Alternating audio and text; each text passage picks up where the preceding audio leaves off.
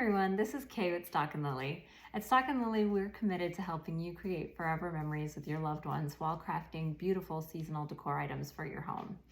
And today, with Thanksgiving and fall right around the corner, we're going to be talking about these velvet pumpkins.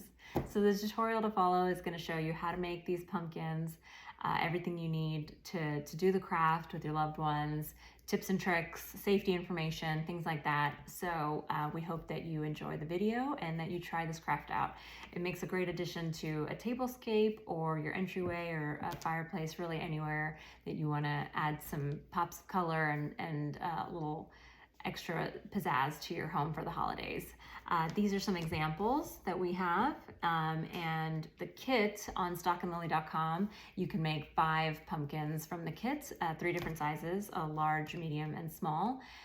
But if you check out the blog post and the descriptions, there's detailed instructions on all the materials, how big to cut the circles, how much rice, how much stuffing, all of that information. So if you wanted to source the materials yourself from your local craft store like Hobby Lobby or Michael's or Joann's, you absolutely could do that. And we just want you to enjoy this craft and try it out with your friends and family. If you do, we would love to hear how it went. We'd love to see what you come up with, and any comments or feedback would be really appreciated. And we really want every holiday, like for Christmas, Easter, 4th of July, we want to be able to provide you with a fun activity that also elevates your home. So we hope you enjoy the tutorial. Let us know how it goes. We look forward to seeing what you come up with. Happy holidays. Okay, so I just wanted to show you what the finished product is going to look like. And that's what we're working towards. Here are all the materials you need. So the round is a fabric, and then you have stuffing, rice, a hot glue gun with a glue stick, and that part you want to be careful of around little children, a real preserved pumpkin stem, scissors, needle, and thread. And now here I'm using black thread because I wanted you to be able to see it, and that's the velvet round. That's a 12-inch diameter for the medium-sized pumpkin. So I'm using a black thread because I wanted you to be able to clearly see the needle in the video, as well as the thread. So it's a large embroidery needle, it's a large eye, so I was hoping that would make it a little bit easier for people who don't have a lot of experience sewing, which I myself am one, so it's a lot easier to thread that big old eye than a really small needle. So you just want to unspool enough thread that it equals a little bit more than double the diameter of whatever size pumpkin you're working on. So if you're working on a 12-inch pumpkin, like I am here, you want to spool out like a double length of thread there that's more than 24 inches. So I'd go like 30 inches for this size pumpkin when it's all looped up. So of course that would be like 60 inches of total thread. And the thread provided in the kit, there'll be more than enough. You just want to tie a knot at the end to create a loop. I like to do a double knot so it's extra secure. And there I'm just measuring it out again, making sure I have enough. And you can see it's like a little bit more than double. And now we're going to start stitching. So you want to start close to the edge, not all the way to the edge, but pretty close to the edge, and it doesn't matter where because it's a circle. And you want to go from inside to out. So from the smooth side out to the velvet side to start with. And then you're going to come back around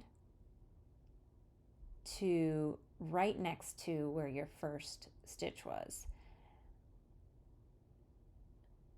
Right next to that, so there's like a tiny little amount of space, but just pretty close to it. Pull all the way through, and then you're going to pull that knot up just a little bit so that you can thread the needle through the space in between, and that creates a little anchor or knot that's going to be the anchor for your starting point. So you're going to pull that all the way through, and that creates a nice secure anchor. And from here, we're going to start going from in to out, out to in, alternating to create a little drawstring pouch. So I went from in to out and then now back the other direction, and then we're just alternating in to out and then out to in. You want about 1.5 to 2 inch space in between. It doesn't have to be super precise because it's all going to get cinched up. So just eyeball it, and then just go all the way around until you get back to where your starting point is. And now we're kind of back close to the starting point, and you want to end with the needle facing outward. So there's that initial anchor. I'm going to go pretty close next to it on the other side and have the needle pointing outward. And then you're just going to convince yourself that this cinches together. So pull on it and it should nicely cinch together into a little drawstring pouch. But you don't want to knot anything yet. You're going to open it back up because now we're going to stuff. So I chose to do rice and batting for my stuffing. I thought I've done it with all rice and it was a little bit too, like, there wasn't enough shape to it or poof. And that's about 2 cups of rice. And then I did it with all stuffing, and the stuffing had plenty of poof, but it just felt insubstantial, like really light. So I actually like the rice on the bottom and the stuffing on the top. So that's what I provided. You have enough stuffing in the kit to do it with half rice, half stuffing, but if you do it with all stuffing, there won't be enough in the kit. So now here's the stuffing. Still no knots in this little drawstring pouch yet, except for that first one. But as you're doing the stuffing, the pouch has a tendency to want to open up. So I just have my left hand, I've pulled on that string to kind of keep it a little bit tighter. So you can see on the left hand I have that string pulled, and then you just stuff all of that stuffing in there. And this is about 25 grams of stuffing. You want to get it all in and then kind of shimmy it around until it's in a position that you're happy with. So make sure it's poofed up, and you can change it, of course, once it's all tied up, but I find it's easier to get it all in the corners when the hole is still open there. And now it's stuffed to my liking, and now we are going to we're going to tie knots and cinch it all together. So I'm just gathering a few of the little loops from the drawstring and then coming around and creating a little knot. And this is another good reason why you want to make sure you have plenty of extra string, because like the stuffing got caught into my little string and it got a little knotted up, so I had to pull it pretty forcefully. But we ended up okay. It opened up a little bit, but that's okay. Now it's more secure. Once you have that first knot in, it's not going to unravel on you as easily, so you have your hands free and you can work. So same as before, just going to go gathering a few, like 4 or 5 of those loops together, and then you're going to pull it together with the other side. So I'm just going kind of opposite sides, gathering some and pulling them together.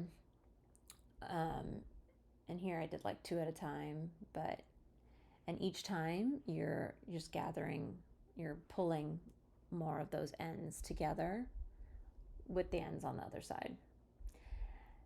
And you just kind of go around until it's all cinched up and you're happy with it. Lots of knots. So as it gets harder and harder to knot as you go, because now you've kind of got this like ball of knots, because each time I'm going across, I'm looping it around and creating a knot.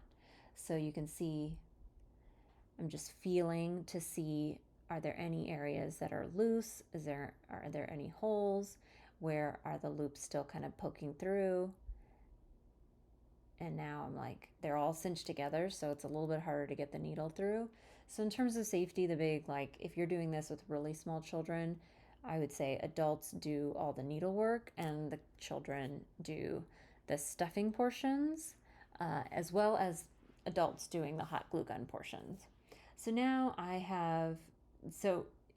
briefly, it just, the needle I was pulling too forcefully, and the thread pulled up, like came apart. It snapped, which is okay. Like now it's nice and secure, but it's just, a warning to not be so forceful when it's like still loose. But now it's tight. It's not going anywhere. So I just looped that end piece into a new knot like we did in the beginning, and I kept knotting.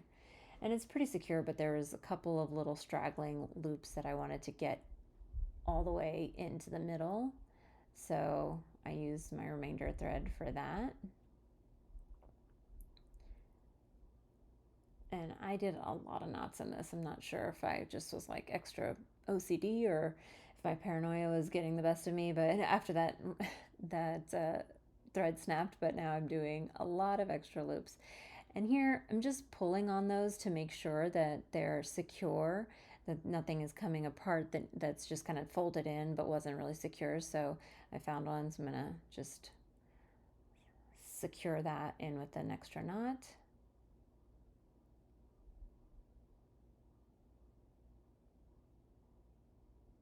And again, I think I definitely was just making extra sure that this wasn't going anywhere.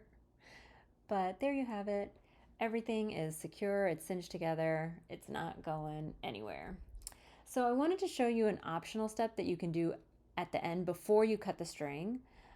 If you wanted to make it kind of like a puckered bottom, because you can see like here, this is another pumpkin that I did an example of, so I wanted to show it to you.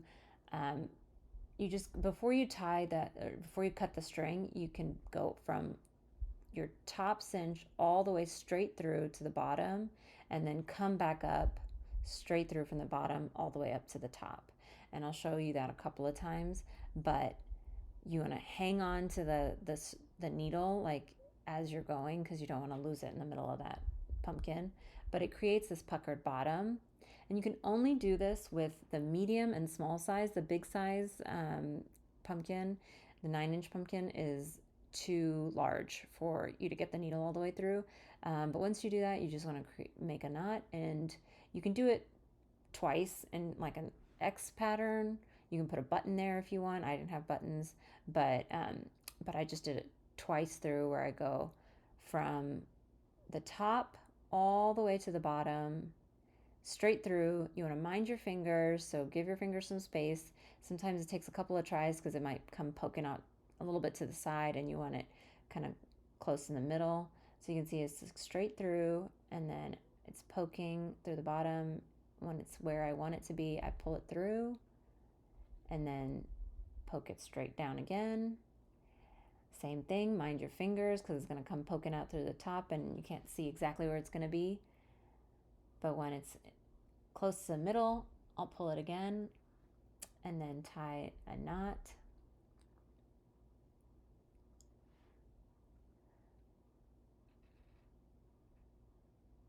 And cut.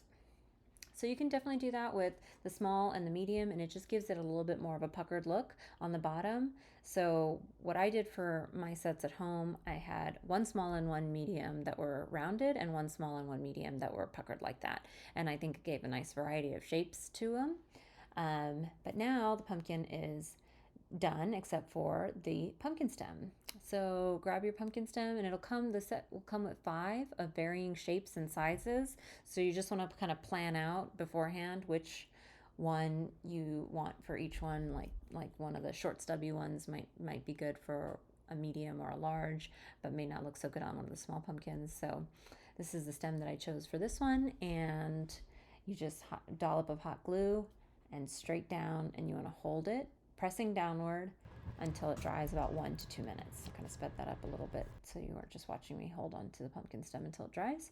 And that's the finished product. I hope you guys enjoyed that, and I hope it comes out well for you, and you can fluff that up however you like and display it with the rest of the kit, and choose a fun place like your table or entryway.